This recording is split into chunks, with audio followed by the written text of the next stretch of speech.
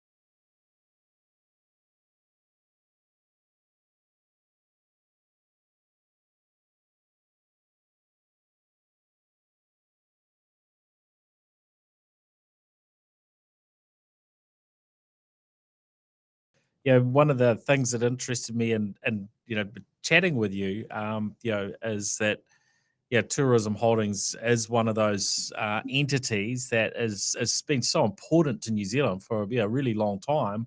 But also, if you're looking for companies that have been sucker punched by COVID, then tourism's kind of right there in the middle. Absolutely. Very, very pleased to chat. Well, we'll start off as usual, sort of, delve through some of the tech happenings and the tech news of the week, and we'll look forward to, hearing your insights on the world of tourism holdings. Sounds good to me. And so on. So first up, a little thank you to our show partners, of course, 2 Degrees, Vodafone, Spark, HP, Gorilla Technology, Cyclone, and Aruba, and it's their support that helps us keep the show going and produced so nicely. So thank you to Joe Allen behind the scenes for keeping us rolling and streaming and getting the audio done. Very much appreciated. Now, always things going on within tech in New Zealand, isn't there? And it's sometimes you miss out on all sorts of things that are happening. But a couple of things that popped up this week. One is that we now have vertical farming going on in New Zealand. And this is something that's very much sort of, technology enabled in terms of what they're doing. I saw stuff covering this off with indoor farming company 26 Seasons.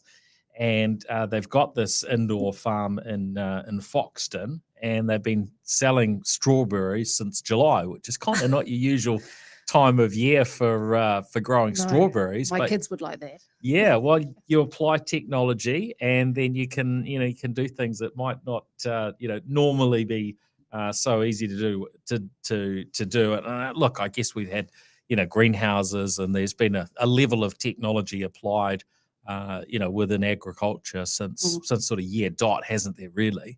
But it's just great to see new things going on within the country, and technology continuing to be applied, because definitely this time of year things like strawberries, which some of us quite enjoy, and trying to tell my son that no, we're not buying those strawberries at $12 a punnet or whatever they were last time I looked, and they don't look that great anyway. They're tiny. If we can apply some tech to that, it's kind of cool. Oh, it's phenomenal. Just the AI and the machine learning that's obviously being put to good use. And, it's all about that climate, isn't it? And controlling and providing those new opportunities. So, I had read that as well. And I was like, oh, what are they going to look like? I mean, are they going to look natural? And they are, right? That's the reality. And obviously they're just replacing it with LED lights. But, I'm really interested to see where this goes with more of the crops, because to your point, we want these vegetables. There's that point where we're trying to be more healthy, but we're restrained by what's available to us and what we can afford. So if this helps that, and it increases the availability and helps with climate change, I'm all for it. I think it's great, and it's good to see companies doing that. And It's fascinating what robots are up to these days, really, isn't it? Yeah, well, actually, I saw a video in the last few days of, and I think this one was in Europe, and it was, I guess you've got it was a fruit picking robot, and looked like it was picking apples.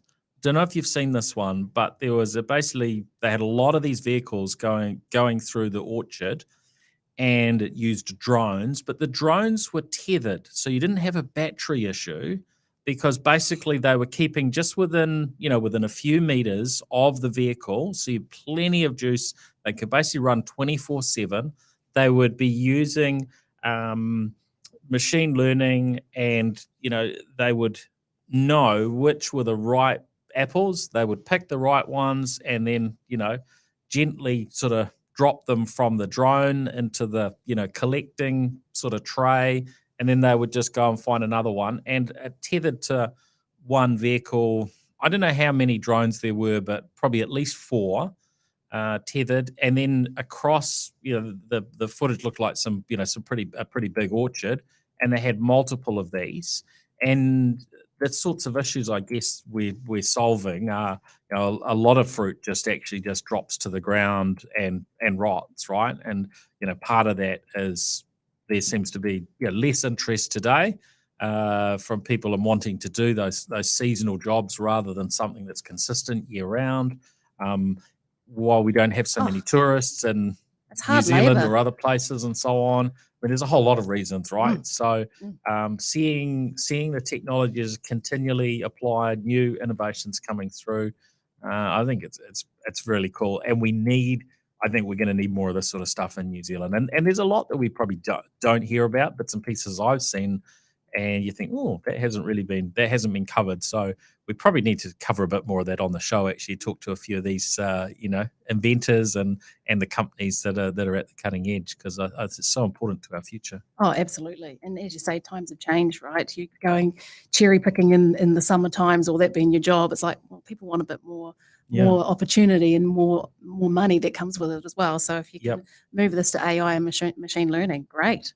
Yeah. It'll be interesting to watch. Now, M2X, they won the award at the High Tech Awards this year, the High Tech most innovative high tech agritech solution, and I saw a little bit of coverage for them as well on their transportation solution, and the coverage was in Otago Daily Times talking about silver fern farms being on track to cut the distance travelled by their transport fleets, who are moving their product around the country by 1 million kilometres a year.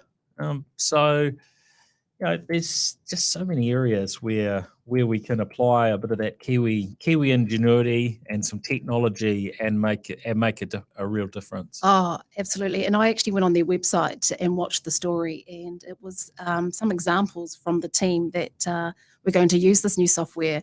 And what I really liked wasn't just what the software was doing, but how they went about engaging, with the drivers, who were very hesitant. They're kind of like, what are you lot doing here? What can you possibly do for us? And just seeing that journey that they went on with, the end users, that customer, was phenomenal. And you could see that in the passion coming out when obviously they got the final result. So, and I think that's something we always forget is yes, there's the software and look at this, it's doing such amazing things, but there's a massive journey, and a hard part of that is taking the team on that journey with you, and that change management part, for that buy-in. So kudos to them.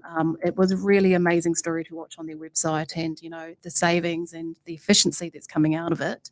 I know, at Tourism Holdings, we have our own in-house fleet management system that we're building, and it's all about that. It's all about driving efficiencies and freeing up time for other opportunities. So, yeah, that one was of real interest to me, but I particularly like the fact that it was about the people and the customer and the right result at the end all around. Yep. Now, other news, other things going on. I saw coverage that Meta Facebook, I think, is what we usually, call them, but the bigger company is now called Meta.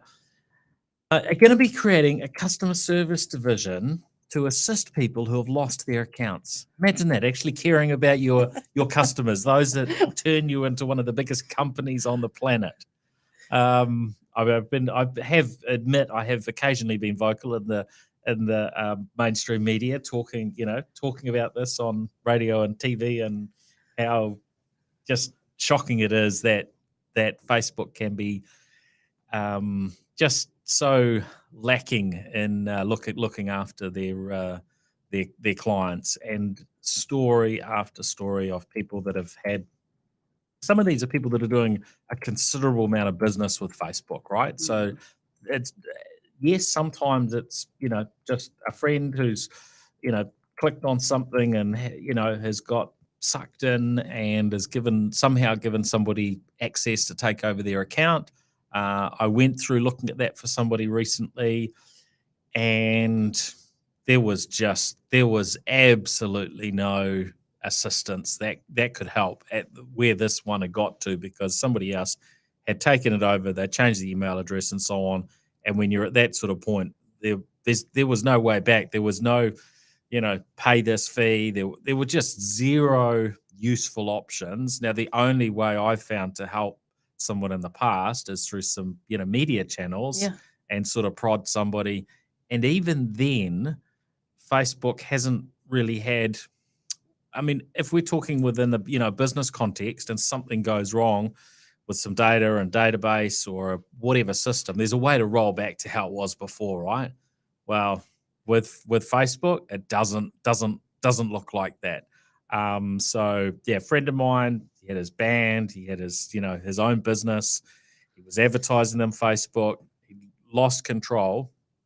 Working through the contacts that I had, he was able to get his account back, and eventually was able to get back sort of partly into those other accounts. But those accounts have been changed. His business had been renamed to something else, was now promoting something else. There was no undo, no rollback to how it was before the hackers. I mean, it beggars belief that these things can be so bad. That's what I mean. I'm astounded. When I saw that, I was like, what? They're only just putting customer services in now? And then, to your point, you've got some contacts. Other people were paying these high-profile lawyers and hackers to try and get their accounts back. I'm like, that's pretty extreme to go and get your account back. So, I must admit, I don't use Facebook a lot. I don't need to use it. So when I did read that, I just thought, for a company your size with that many customers and that much information about your customers, you've really found yourself in this position, was quite disappointing. So hopefully, the customer services makes a difference. Again, we're putting in customer service. What you want to actually see is the results, right? So it'll be interesting to watch the space. But I was absolutely astounded by that, and just the level that the customers were going to get their accounts back. It's really disappointing. Yeah, I guess my hope, because look, I know some people just say, look, I refuse to deal with Meta or Facebook as a company, and I won't have any accounts on their system. But realistically, they're a very, very big player. A lot of us use them for one thing or another. What I want them to do is to get some empathy, and this suggests to me that maybe they're at that point where they realize, actually, you've got to treat people right if you're going to succeed in the longer term. Yes, they had incredible growth and incredible success, but now their lunch is getting somewhat eaten.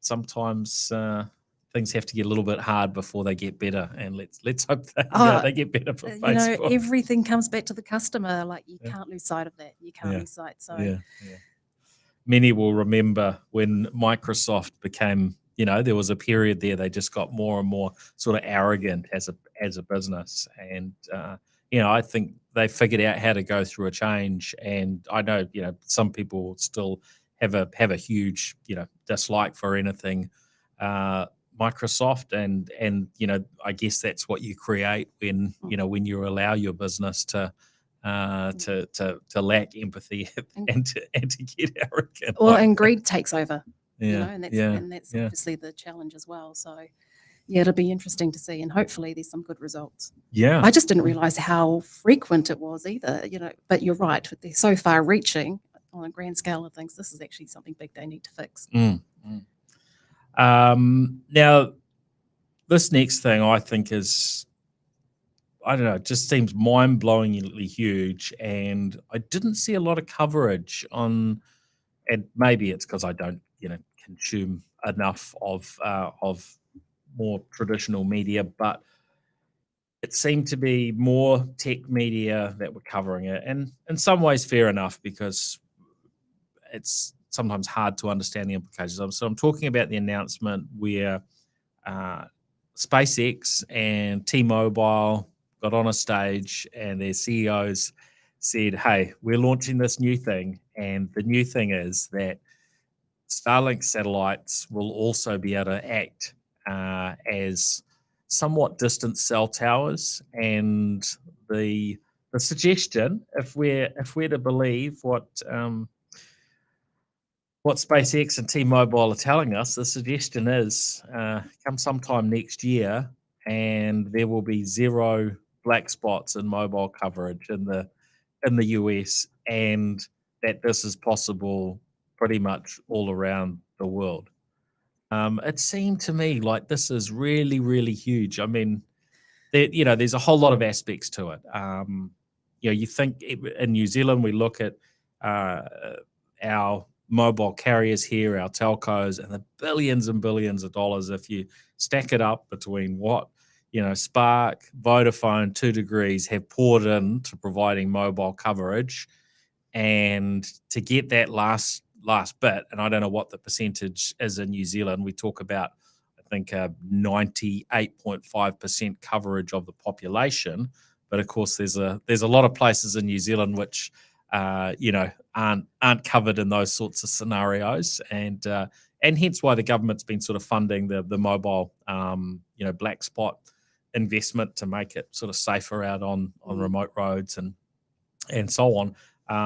But if we were to, have that equivalent coverage, probably looking at maybe doubling the investment that would have to go in to do it. So if this can be done from Starlink satellites, it's got to be quite a game changer. Now, it's maybe not quite as simple as that, because it is designed, or the technology sounds like it'll be at the lighter end of capability. So you're not going to be getting 4G or 5G speeds from your mobile. But that potential to at least send a text, probably make a phone call, move a little bit of data around. Is this a big deal, or am I dreaming here? I don't know if you're dreaming. It's just kind of like, where did this come from, and how long have they been sitting on this Yeah. information? Like, oh, by the way, we've always had this capability, and we're just telling you now. Yeah. So I'm a bit like you. I'm a bit, Yeah. how realistic is this? And we'll get rid of all the cell towers. And Yeah. Elon Musk is like, I've got 3,000 low orbiting,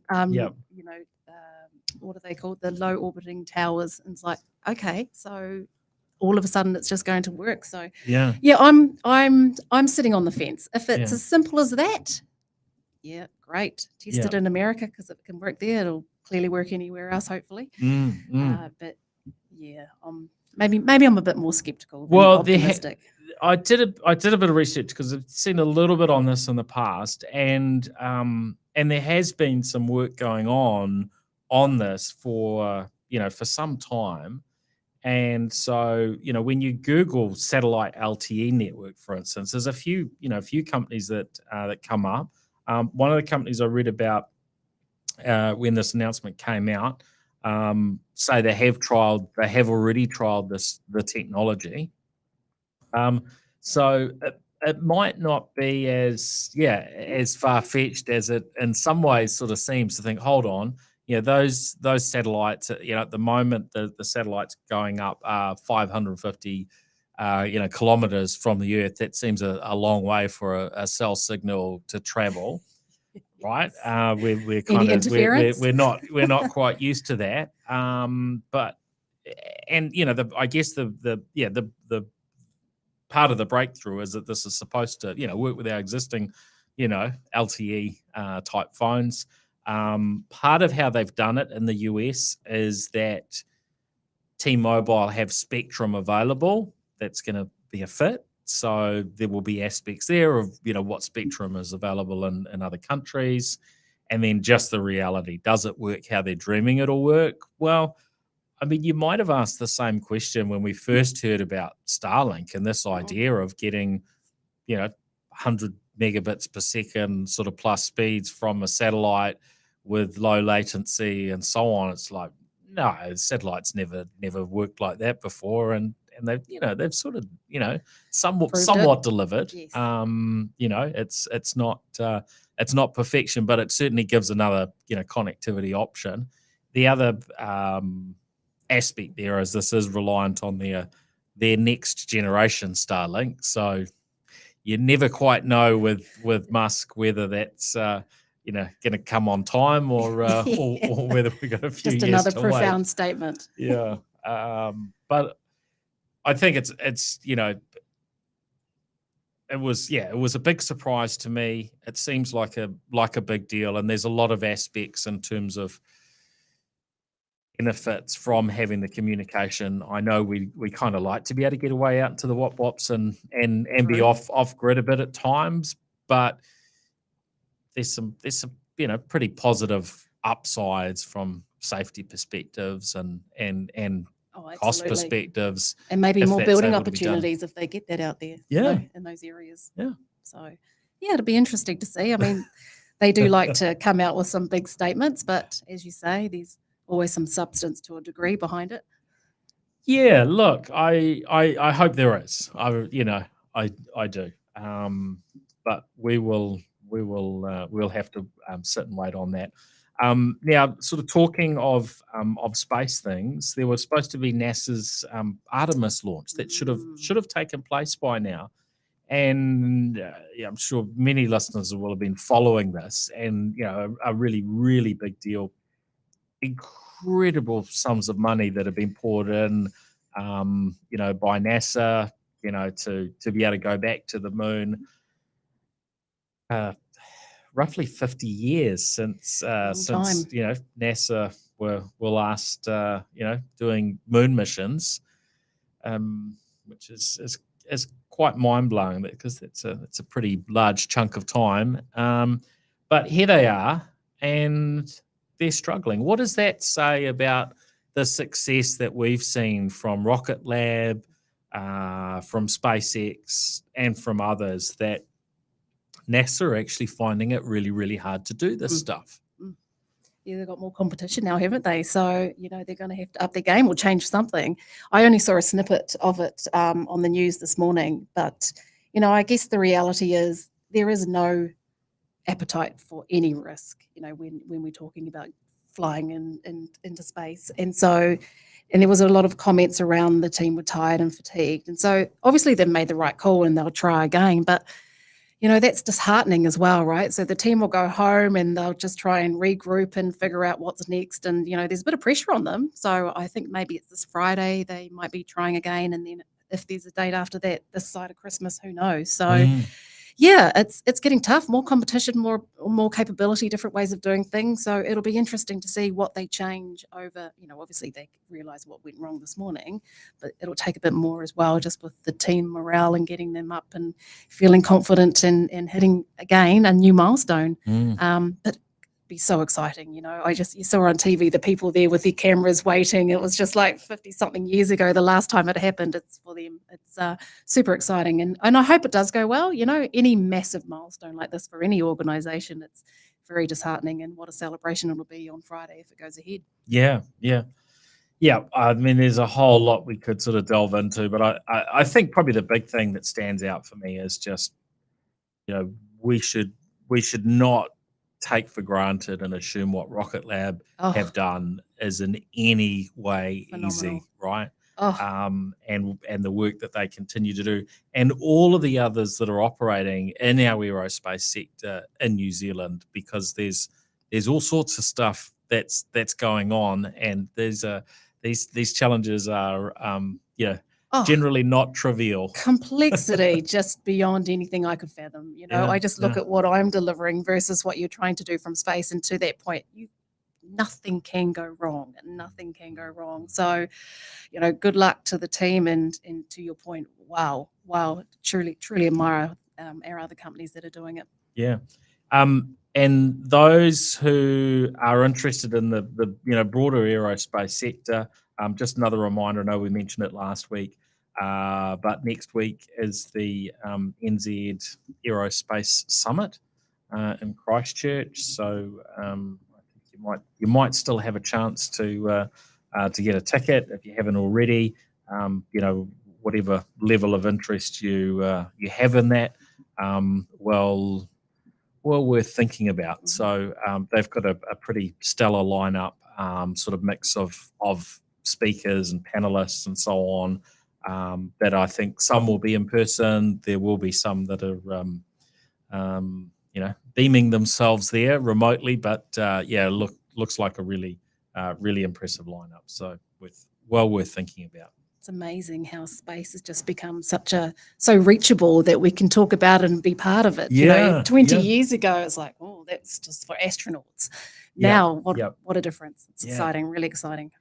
Now, a couple of gadgets I wanted to mention, I've had a look at recently. Amazon Echo Show 15. Now, we've got used to the Amazon Echo, and we've been speaking about it on the New Zealand Tech podcast since I think I got hold of early, wasn't quite pre-release, but it wasn't broadly publicly available, in the early days. And the Echo with Alexa being this voice assistant, well, it seems to keep evolving. And when I saw the Echo Show 15, there was a little bit of scratching my head and thinking, why do we need a 15-inch plug-in tablet?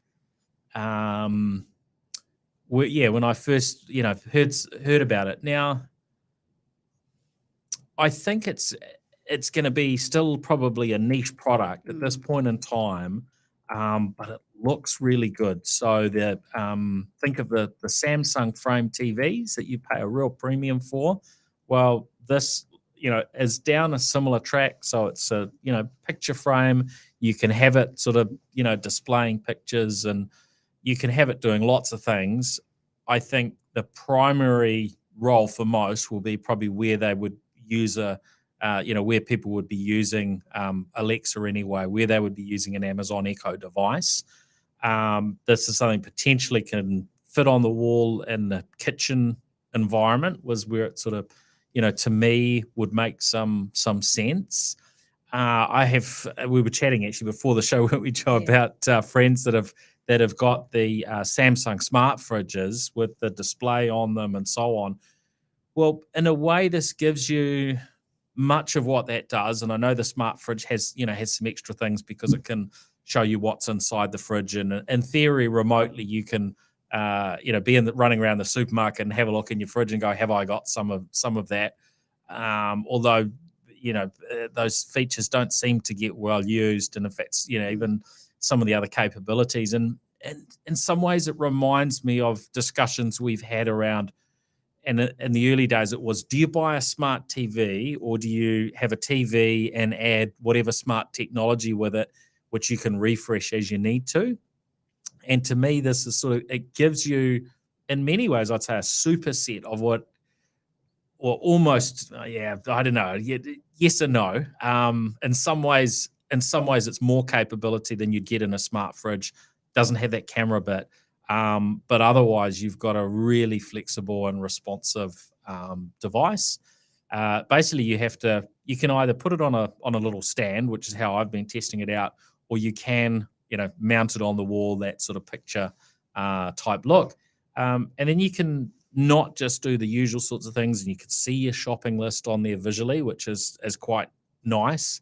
And our fridge has actually still got a whiteboard where things get written on a shopping list, and then we've got Alexa and so on. So you end up with these sort of multiple systems. So actually bringing that together so you can, you visually see it, but you can do Netflix and whatnot on there as well. So it's I don't know, I think it's pretty cool, but I'm not sure how many people will be signing up in terms of the Yeah, it's just broader more and more populace. gadgets, Yeah, right? It's yeah, just like your house has been overpopulated, and I'm thinking about sustainability and where we want to go in the world and yeah, reducing carbon. yeah, It's just yeah, like, well, do we need this? And in my mind, I'm sitting here thinking, I can see my children adding more and more and more items to the grocery list, and it'd be me just like submitting the grocery list off, didn't check it, and what's coming home that night. yeah, Yeah, it'd be interesting. I think, like anything, we've got to find that balance for home. How many gadgets do we need? How many, to your point with the fridge, what features were unnecessary? And yeah, not everyone in the house is savvy, right? So, yeah. it's trial it, and it comes down to personal preference, doesn't it? Yeah. Couple of other things. You can mount it vertically or horizontally, and it's got a physical sort of switch across the camera because you can do, video calling through it as well. I don't think it's got a Zoom option or a Teams option, which is probably quite good. It's a good thing. Which actually introduces a whole nother point, which maybe we'll discuss another day. But we're getting a whole range of devices. Facebook have got their devices, or Meta. These quite low cost devices where you can do all sorts of things. And I tried out, one of the Facebook ones, and I'm trying to remember what it's called. It might come back to me. One of their gadgets, and it was, I don't know, a few $100s, and you had the option of being able to do Teams on there and being able to do Zoom, which is quite a big gap between that and what goes into your boardrooms. You can spend a lot of money on that kit.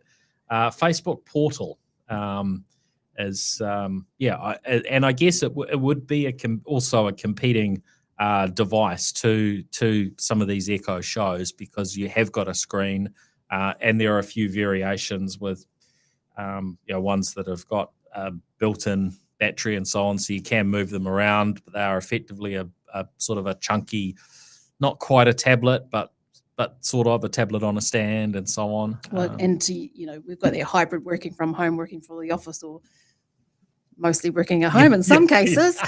So, it's almost like you're buying these knickknacks, as I say, to set up your office at home. And I guess this is where we're seeing more and more opportunities come out and more these products. So, it'd be intense, I think, because sometimes you can kind of go, I need this, I need this, and need this. And then at the end of the day, it's like, actually, let's reassess and bring it back to basics. But we all like the new bright and shiny, don't we? Yeah. And look, the other device you and I were chatting about before we started, that I'm trying out over the last few months, is Oppo's Find X Pro, which is kind of top of the line Android smartphone. Very nice bit of tech. I find it interesting trying out these new gadgets, because they've all got a few strengths and a few things I'm not so sure about. One of the concerns that I had with Oppo in the past and some of the Android makers was it could be quite hard to actually get updates through. And so particularly in a business context where you're thinking about cybersecurity, you're thinking about, well, what's the actual lifespan we're going to get out of these products and so on. But they seem to be moving along, moving along on that front quite nicely. We're seeing consistent updates come out. So this one, here we are at the end of August, and I've already had, I guess it would be quicker if it was an Apple device, because they roll them out to all the devices at all the same time. But it has had an update for August already, and we just keep seeing those updates roll through, and they've got Android 13 on the way. They have their kind of customization, I guess, on Android called Color OS, but they've already announced their next iteration, I guess, to go with the new Android. I find it's it's overall a pretty good experience. It's good to good to see that all the competition didn't just disappear when Huawei kind of were effectively banned from the market, weren't they? It's Someone's know. always waiting in the corner, though, aren't they? Yeah. And I mean, Oppo were growing, but I think they've done incredibly well now in the New Zealand market. Right, now we need to talk about Tourism Holdings. Okay. I'm very keen to hear what you've been up to, and how are things going? How are things Because going? the borders are now sort of somewhat open, but the whole business was, I mean, from the outside, I mean, like how is the business even still operating? But you've had to maintain a team and be ready to get going. So providing services for those that are in country here in New Zealand and other markets that you work in. So walk us through a little bit of that journey. It's been a ride. That's for sure. But the good news is we're on the other side of it. To your point, the borders are opening, and the fact that we are a global company has really been what's made it a success. With the borders opening in America a lot earlier and then in Australia. So that really helped. But what we did, from our point of view, is we had to reassess, well, how are we going to bring our revenue in if we don't have the tourists here who aren't renting these camper vans? And, initially it was quite easy because everyone was stuck in their country. So they bought the camper vans. It's like, well, we'll just go touring locally. Great news. And so that was where a lot of the income came in. And what we did from a technical point of view is it gave us this new opportunity to reassess our backlogs. Like, right, what is everything that we've got? What's going to be relevant when these borders reopen again? And so there was a lot more time spent analysing that and understanding the sort of capability that we'll need when we get to the position that we are today. So in the last 6 months, especially with the borders across America, New Zealand and Australia opening, we're seeing the tourists coming back, not so much at the level we want them to, especially in New Zealand. It is a slow burn. And, the tourists that you want in New Zealand, and not just for Tourism Holdings, is long stay with money. Right? You think about all these companies that are just waiting for these tourists. They want them to spend. We want them to be here for a long time. So, we've got to really attract that sort of tourist. And, we'll be working with Tourism New Zealand and obviously the other relevant partners across the globe just to, keep encouraging that and making it attractive as well. Let's not talk about COVID all the time, and let's not have that fear factor that we're going back into another lockdown in New Zealand, and just making sure, we're educating them and making travel a little bit easier. And, that's still happening slowly. I'm booking holidays and flights are changing. So, it's a few people would be feeling the same experience. So, we're getting there. For us, we've just released our financial results for last year, and, we had another loss, but we're actually feeling very optimistic. We had alternate revenue as well with the camper vans that we did have. So, renting them out for other goodwill areas around, around the vaccinations. So you would have seen some of our camper vans for vaccinations in Australia. We've obviously done the same thing as well. So we are looking forward to this financial year. We're looking forward to more tourists. As I mentioned, as part of that review, technically, we've taken our in-house fleet management system. So there's a huge amount that goes on in the process for, I want to hire a camper van, not only from booking it to scheduling it to returning it. It's massive. So we launched that in New Zealand and Australia almost a year ago, and we're about to launch it into the US at the end of this calendar year, which is very exciting. And then we'll take it into the UK early next year. So it's been a massive opportunity, and it means that we are globally using that single platform, which hopefully I'll come back and talk to you more about as well. Right. So this is something that gives you an edge because you've had that investment into it, and you've been able to create something that's really a unique sort of fit to your needs. Yeah, 100%, and using different systems across the globe. So I'm really looking forward to the big launch that we'll have at the end of this year, and then the further one next year.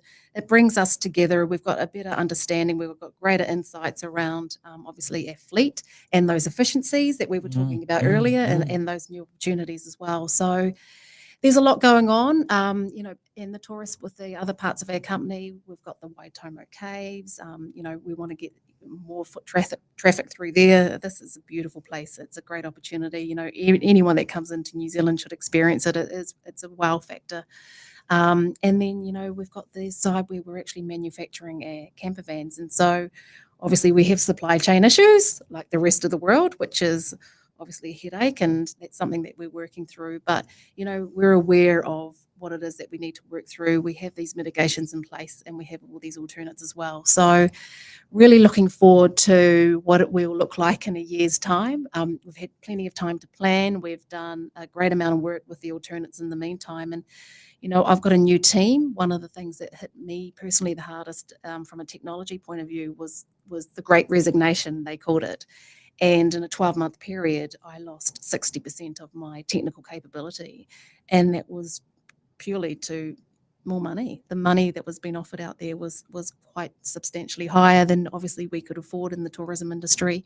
So I had to rebuild my teams up again, and that took a long time. Obviously, with the borders closed at the time, the pool of capability is very, very small. So I had to rethink what it is that we needed, and that was during that process of understanding what it is we wanted to prioritize. But the great news is, I now got a new structure. I've got capability that's coming from graduates from university, juniors that have just had a little bit of experience, the intermediates and the seniors. So there's a real balance finally of that capability in those different roles as well.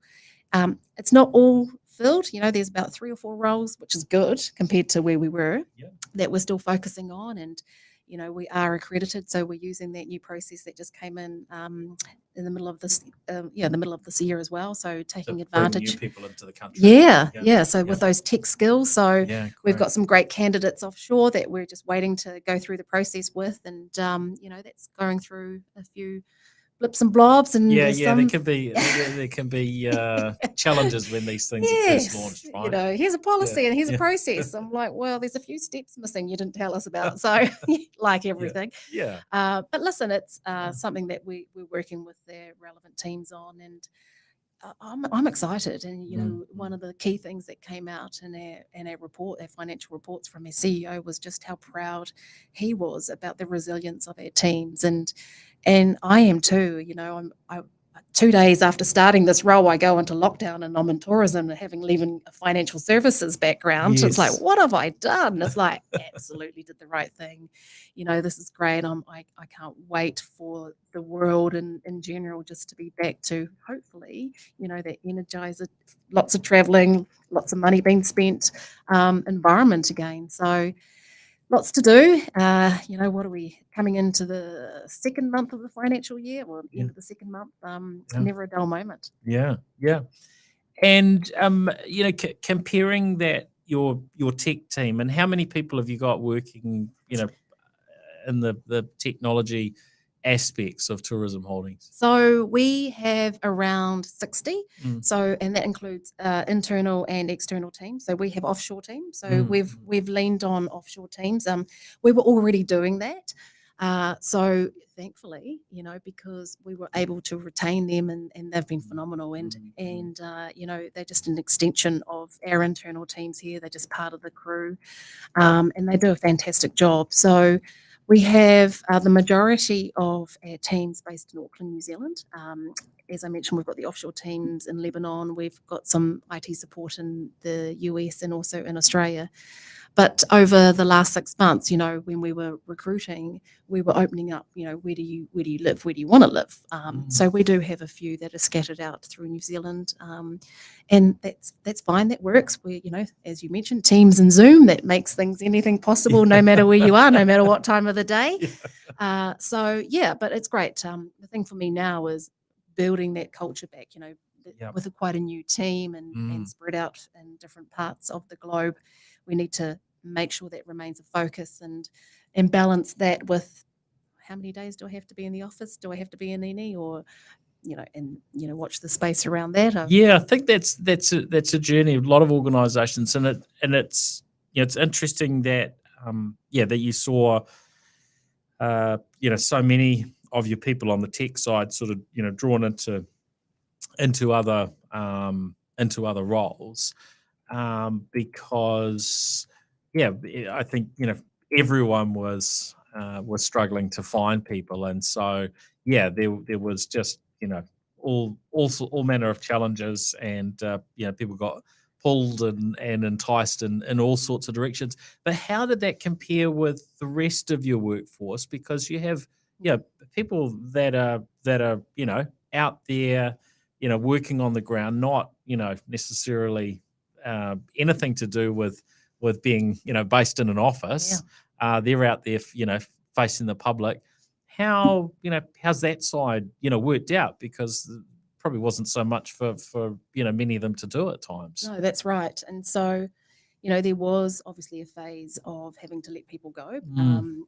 But for the people that remained, they stayed. Retention was very high. So almost the opposite of what I experienced from the digital side. So a lot of retention, a lot of resilience that I saw through that. And, I obviously got the resilience of my team that have, stuck through as well from a digital side. So, we're very proud of that fact. And now we're in a position where we're going from redundancies to recruitment. We're going from loss to profit. And so it's a great feeling, and it's something that those of the team and the crew, whether in technology or in the front line that have been through it, can be proud of, and feel optimistic that it was worth it. That's the gamble they took, and it's the right gamble. And like I said, in this time in a year's time, hopefully it's even a better result than what we're anticipating. Now, tourism sector is there's a lot of variety. There's all sorts of businesses, from individual folks who just love the country and they're great tour guides, and they that I don't know how some of those folks get business, but having chatted to one or two people that do some, in some cases, some very high end type personal tour guide type stuff, through to obviously, the big business like Tourism Holdings. How do you feel we're sort of going on the technological front in terms of, tech enablement? Is there still a lot more that we need to be doing? Are we kind of ahead, behind the rest of the world? What do you see? Yeah, good question. I think there's probably a lot more. I think, we kind of had put in a holding pattern for a while with COVID, and a lot of companies closing from that tourism side, especially in New Zealand. And so, which is really sad. And a lot of those small business owners who put their heart and soul into growing that, and they had dreams that one day that they would maybe using technology to grow their business, and that opportunity's gone. I think it'll come back. Innovation for me is high on the agenda. I put it in as a mandatory thing as part of a plan for the year, and I see that it's never ending, the opportunities, and you're hearing what goes on in tourism around the world. So quick answer is yes, I think we've still got a lot to do. I think the more is the focus is just building businesses up to have the money to enable that to happen, right? Let's build ourselves back into a state of having a profit so we can then use that to enable technology to grow us even more. Yeah, it's hard, isn't it? Because at your sort of scale, there's a level that you can invest that other smaller organisations can't. But sometimes it's the smaller organisations that maybe need it, more to be able to, actually, even to exist and to keep going. Right? That's right. And they're paying top dollar for capability at the moment. So that's the other thing that you've got to balance is like the rates have just gone up so high. It's like, well, actually, what can we afford? And so there will be a lot of that thinking that will be going on. And, it doesn't happen overnight, technology either. Even the example we were talking about earlier today around the high tech awards, and was it MX2? Yeah, M2X. M2X, that's it, sorry. 8 years, So depending on what it is that you want to produce, it can not necessarily happen overnight. So a lot of planning, a lot of balancing, bring the tourists back. Let's just get ourselves into a profit before we focus on that. And I guess, one of the things that we all have to do is, in our environments is create that environment where folks want to be, where talent wants to come and spend their day, building and doing things that mean something, that make a difference. And knowing you about know, them. yeah, There's just so many companies you don't even know about until you see these awards, and all of a sudden it's like, wow, that's happening in New Zealand, or wow, yeah. that happens in Australia. That's not so far away.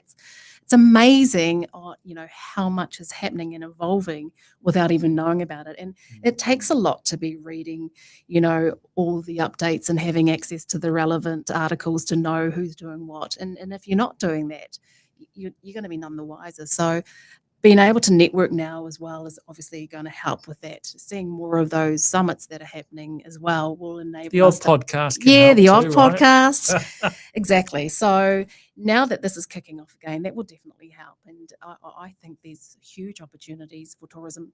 For me, tourism is just about making more efficiencies, making it the customer experience just so crisp and clean. It's like, oh, I'm coming back, or I'm taking this for a lot longer, this experience. That's really what it's about for tourism. That's great. Well, I can think of 100 more things I'd like to ask you, but we're out of time for this week, so we'll have to do another one again.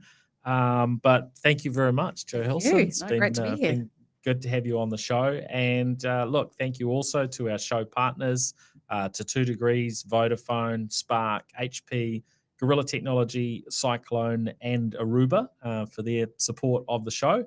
Now, if you've been watching this on our live stream, then do make sure you fire up your smartphone, whatever you are using there, and look for a podcast app to subscribe on. If you listen to the audio, which is the large majority of our audience, you may want to you can follow me on LinkedIn to get access to the live streams, so you get them ahead of most other folks. And we're also across Twitter, Facebook, and YouTube. I've noticed we're sort of slowly ticking along with a few more people following on YouTube. There is a little bit of a trick, though. If you want to catch us live on YouTube, I think you have to go and hit the bell. Otherwise, you'll find out about it later. Whereas LinkedIn is very good at giving you a bit of a nudge if you've got LinkedIn open, isn't it, and letting you know there's a stream. So but that's us for this week. Thanks, Jo. Thanks everyone for listening in. Thank you. All right, cheers. The New Zealand Tech Podcast, brought to you by Gorilla Technology, proactive and strategic IT.